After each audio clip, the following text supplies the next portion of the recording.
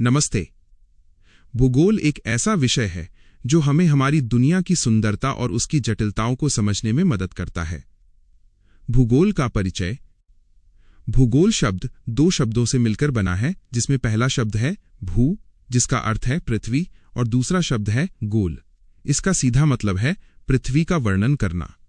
भूगोल वो विज्ञान है जो हमें बताता है कि हमारी पृथ्वी कैसी दिखती है और इस पर जीवन कैसे संभव है।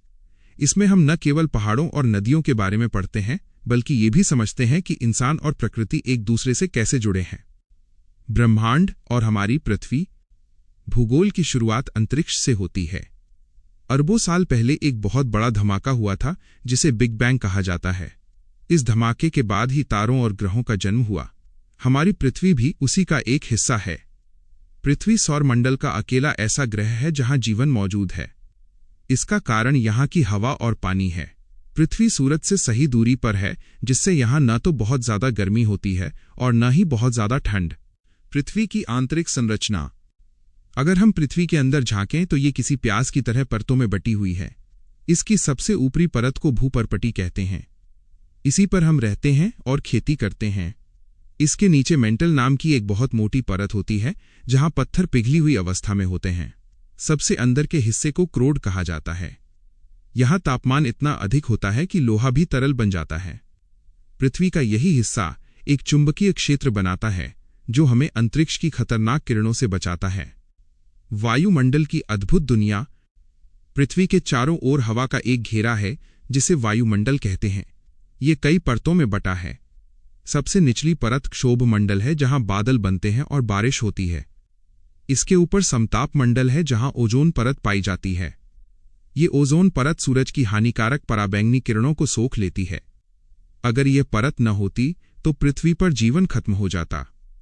वायुमंडल ही वो जगह है जहां से हमें ऑक्सीजन मिलती है। महाद्वीप और महासागर। हमारी पृथ्वी का 70% हिस्सा पानी से भरा है, जिसे हम महासागर कहते हैं। बाकी 30% हिस्सा जमीन है, जिसे हम महाद्वीप कहते हैं। दुनिया में 7 महाद्वीप हैं, जिसमें एशिया सबसे बड़ा है। महासागरों में प्रशांत महासागर सबसे विशाल और गहरा है। समुद्र के अंदर भी ऊंचे पहाड़ और गहरी खाइयां होती हैं। समुद्र का पानी हमेशा चलता रहता है, जिसे समुद्री धाराएं कहते हैं। ये धाराएं पूरी दुनिया के तापमान को संतुलित रखने में मदद करती हैं। पर्वत, पठार और मैदान। पृथ्वी की सतह हर जगह एक जैसी नहीं है। कहीं बहुत ऊंचे पहाड़ हैं तो कहीं समतल मैदान। पहाड़ तब बनते हैं जब पृथ्वी की अंदरूनी ताकतें जमीन को ऊपर धकेलती हैं। हिमालय दुनिया का सबसे ऊंचा पहाड़ है। पठार वे जगहें होती हैं जो ऊंची तो होती हैं, लेकिन ऊपर से समतल होती हैं। मैदान वे हिस्से हैं जहां नदियां अपने साथ मिट्टी लेकर आती हैं और उसे जमा कर देती हैं। भारत का गंगा का मैदान दुनिया के सबसे उपजाऊ इलाकों में से एक है। ज्वालामुखी और भूकंप। पृथ्वी के अंदर हमेशा हलचल होती रहती है। जब जमीन के नीचे का गर्म मैग्मा बाहर निकलता है तो उसे ज्वालामुखी कहते हैं। यह न केवल विनाश लाता है, बल्कि नई जमीन और उपजाऊ मिट्टी भी बनाता है। वहीं जब पृथ्वी की प्लेटें आपस में टकराती हैं तो जमीन हिलने लगती है, जिसे हम भूकंप कहते हैं। ये घटनाएं हमें याद दिलाती हैं कि हमारी पृथ्वी अंदर से कितनी शक्तिशाली है। जल चक्र की प्रक्रिया। पृथ्वी पर पानी कभी खत्म नहीं होता, क्योंकि यह एक चक्र में घूमता रहता है। सूरज की गर्मी से समुद्र का पानी भाप बनकर ऊपर उड़ता है। ऊपर जाकर यह ठंडा होता है और बादल बनाता है। फिर यही पानी बारिश या बर्फ के रूप में वापस जमीन पर गिरता है।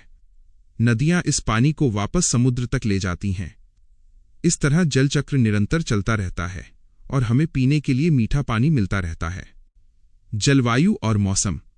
मौसम रोज बदलता रहता है, लेकिन जलवायु किसी जगह की लंबे समय की स्थिति को बताती है। पृथ्वी के बीच का हिस्सा, जिसे भूमध्य रेखा कहते हैं, वहां साल भर बहुत गर्मी होती है। ध्रुवों पर, यानी पृथ्वी के सबसे ऊपर और नीचे के हिस्सों में हमेशा बर्फ जमी रहती है। रेगिस्तान वे जगहें हैं जहां बारिश बहुत कम होती है, और घास के मैदान वे हैं जहां पशुओं के लिए बहुत सारा चारा होता है। मानव और पर्यावरण। भूगोल का एक बड़ा हिस्सा इंसानों से जुड़ा है। इंसान अपनी जरूरतों के लिए प्रकृति का उपयोग करता है। हम जंगलों को काटकर शहर बसाते हैं और नदियों पर बांध बनाते हैं, लेकिन इसका असर प्रकृति पर भी पड़ता है। आज प्रदूषण और ग्लोबल वार्मिंग जैसी समस्याएं भूगोल का मुख्य हिस्सा बन गई हैं। हमें ये समझना होगा कि अगर पृथ्वी सुरक्षित रहेगी तभी इंसान सुरक्षित रहेगा। निष्कर्ष: भूगोल केवल नक्शों को देखना नहीं है, बल्कि ये हमारी दुनिया को गहराई से महसूस करना है।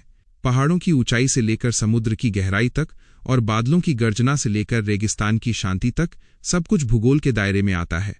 ये हमें सिखाता है कि हम इस विशाल ब्रह्मांड में कितने छोटे हैं, लेकिन फिर भी हम इस अद्भुत ग्रह के रखवाले हैं।